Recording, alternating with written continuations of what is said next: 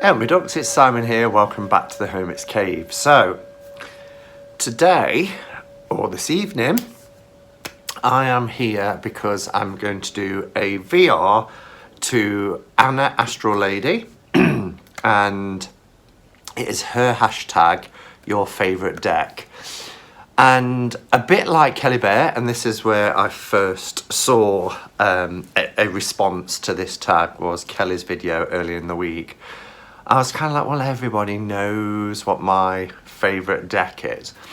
But I looked back through my old videos and I did start a tag a couple of years ago now, which was my soul deck.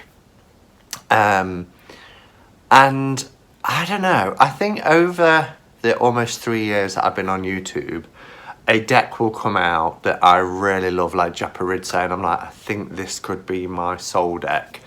Or I'll say things like, oh, this is my favourite deck completely. New Choice Tarot de Marseille, for example. And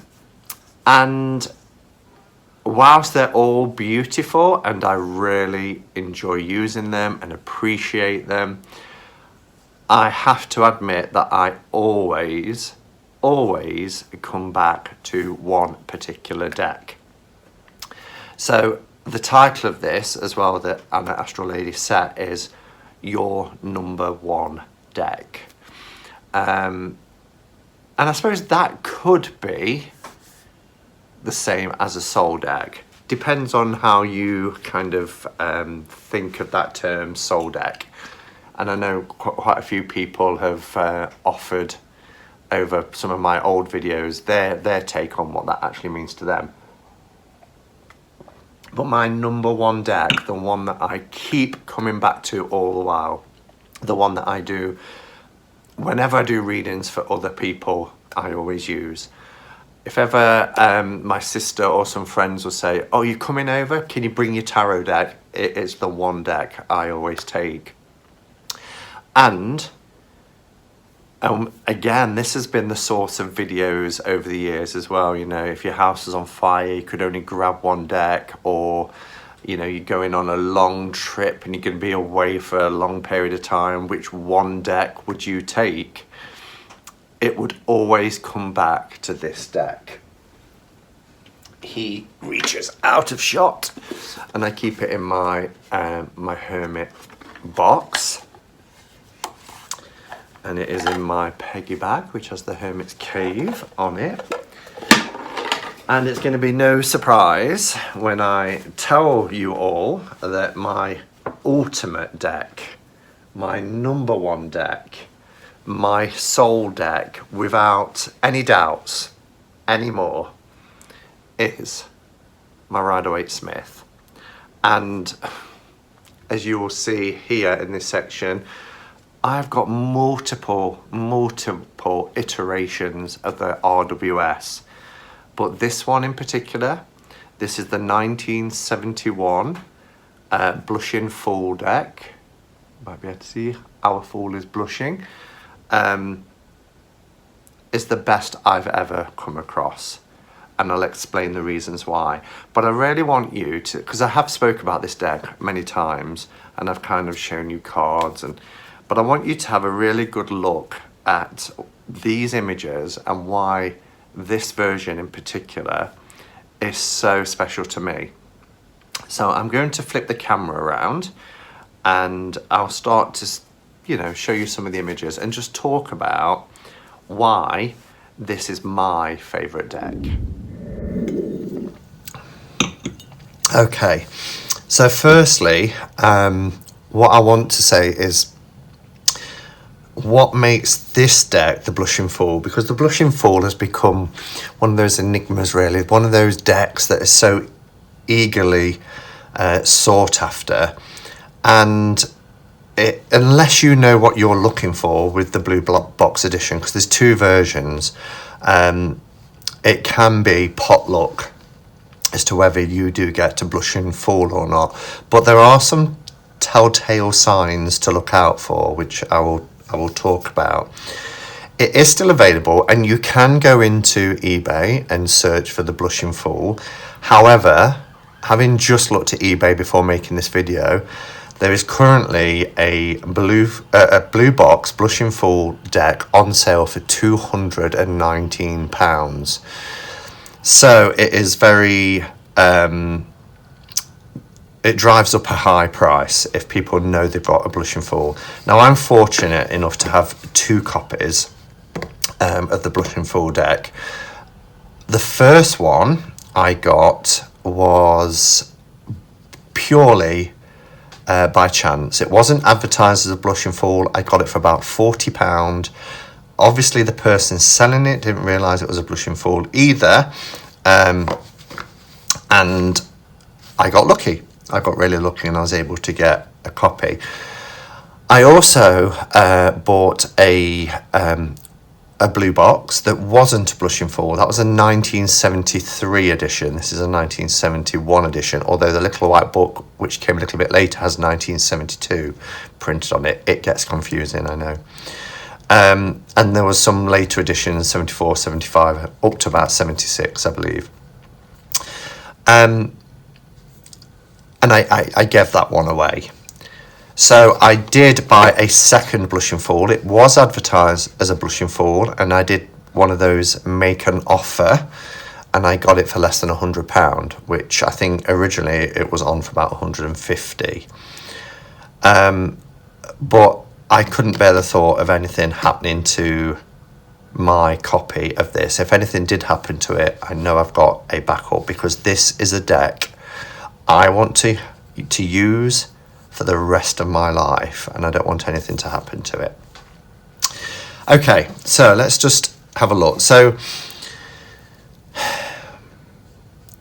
firstly, one of the and it's kind of like having all these things together indicates that it's going to be a Blushing Fool. But the wreath on the box, as you will see here, and I'm going to zoom in a little bit actually to make it a bit clearer, is kind of like a pale green. Now, my first one, which was a 1973 and wasn't a Blushing Fool, still amazing cardstock, still amazing line work and colours, was a darker green, more of a, tree, grass green, nature green, whereas this is quite pale and it's like an olive green. Okay, the sash is also a little bit lighter. On the side of the box, they will, on the blue box, they will all say printed for Ryder and Company. Okay, AGM Müller, Switzerland. But on this side here, you're looking for it to also say in association with Waddington Playing Card Co Limited and 3 Fitzroy Square. Now, my other blue box that wasn't a Blushing Fool just said Fitzroy Square. There was no mention of Waddington's. So the Blushing Fool does appear in the Waddington Waddington deck with the lighter wreath. This is the little white book. It's more of a pamphlet than a book, to be honest. And it says this edition 1972. Okay, and it's hard to believe that this deck is almost 50 years old, and the way it has stood the test of time is incredible, really. It's the same in my backup version as well.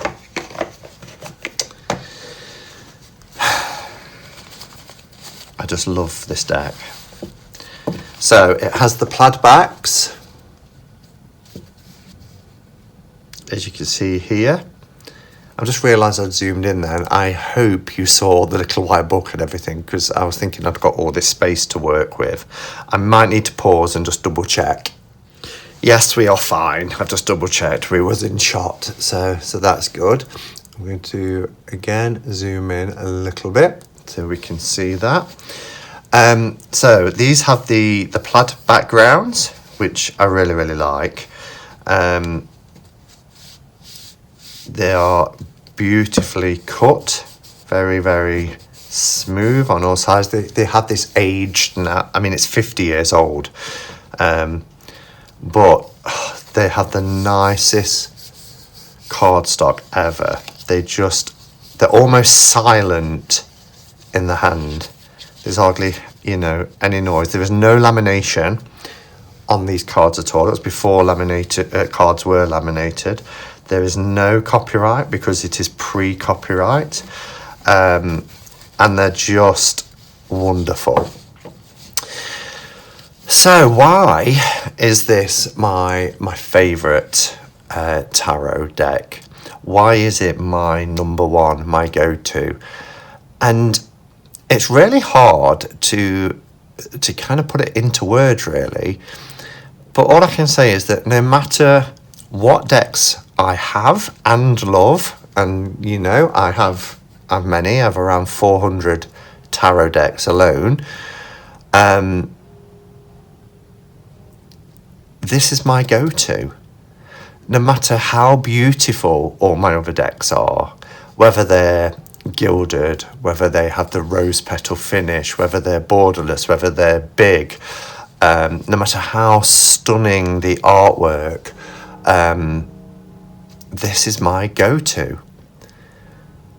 So why? I guess it's because these images are familiar, and you'll see here as well, I mentioned about the blushing fool, but also the high priestess is blushing, and this is another one of the telltale signs.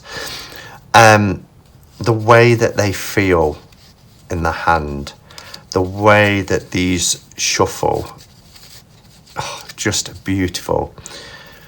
The colours, if I show you, I don't know, let's just go to some of the minors. Page of Cups. Look at the beautiful blue and pinks. The line work is so clear, so detailed. We get none of that blotchiness that we get today in the bog standard rider deck, as it's called, that you can buy off the shelf in W.H. Smith's, etc. The detailing is wonderful. This is a deck that has Pixie's calligraphy, but the colours and, like I said, the line work is just superb.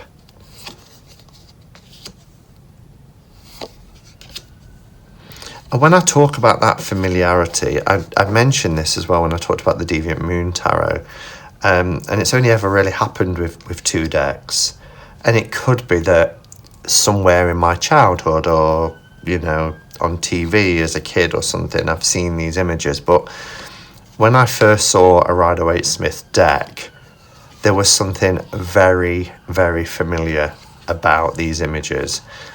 And when I'm working with this deck, I get the best results. This deck is comfortable for me, and perhaps some people don't like being comfortable. Perhaps they like being pushed and exploring new decks to work with and new systems. I do too, but I always come back to this because it's familiar, because it's comfortable, because I have great results, because I can read with it.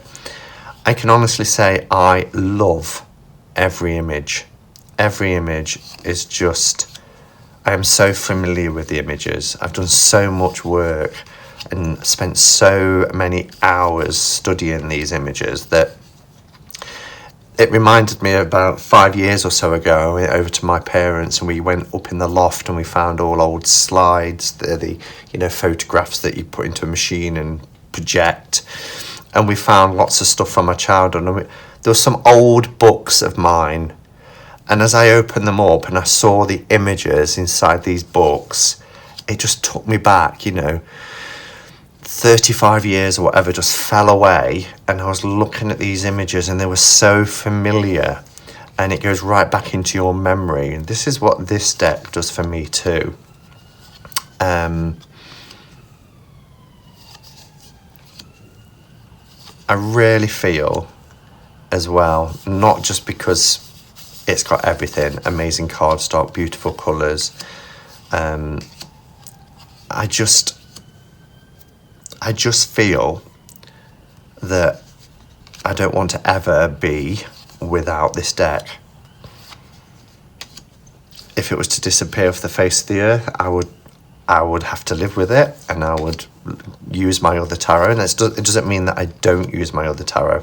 I have heard people say as well that, oh, well, once you've got a soul deck or a number one deck, you don't need any other. And that's fine for them. I don't have my tarot collection because I haven't found a soul deck or a number one deck. I enjoy them. I like working with them. But as I said at the beginning, this is the deck I grab for when I'm asked to give readings. This is the deck I will pick up and do readings with if I really want to ask a very important question about my life. The other decks I'll use for my intention settings and my reflection spreads and my journaling, or quick 1 card, 2 card pulls, etc.